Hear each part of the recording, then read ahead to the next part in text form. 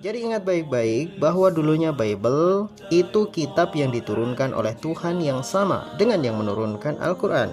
Tetapi saat ini Bible bukan lagi kitab suci, tapi kitab yang sudah dimanipulasi dan penuh dengan kontradiksi. Memang benar masih ada sisa ajaran Nabi Isa, tetapi kontradiksi di dalamnya sudah sangat luar biasa.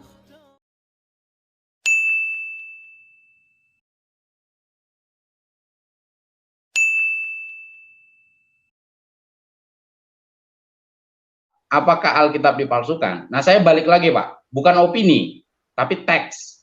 Nah, ya mungkin ya kita bisa buka aja teksnya ya. Saya pikir ya kita ini karena di dalam uh, rukun iman yang ketiga di Islam itu kita harus beriman kepada kitab-kitabnya Allah.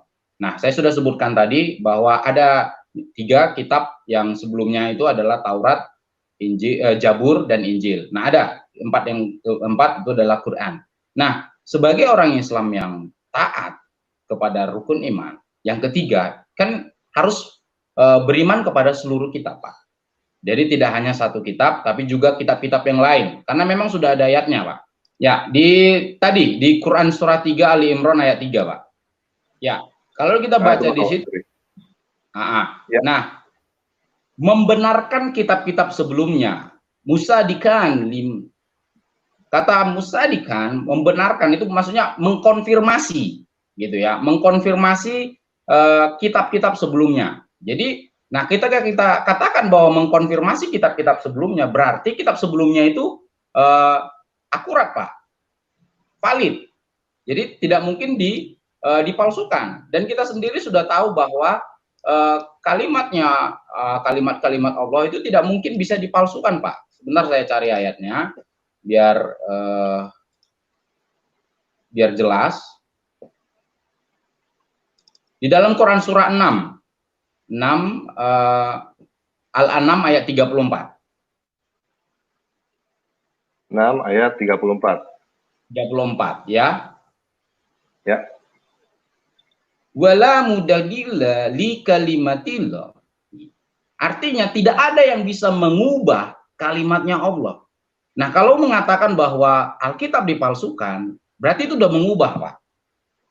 Nah, berdasarkan kepercayaan ini, berdasarkan rukun ini, ya saya sendiri tidak mengakui bahwa Alkitab itu dipalsukan. Kalau Injil, Taurat, Injil, dan Zabur dipalsukan, yang adalah bagian dari kalimat ilahi, nah ini kan berarti udah bertentangan dengan apa yang sudah diyakini, Pak.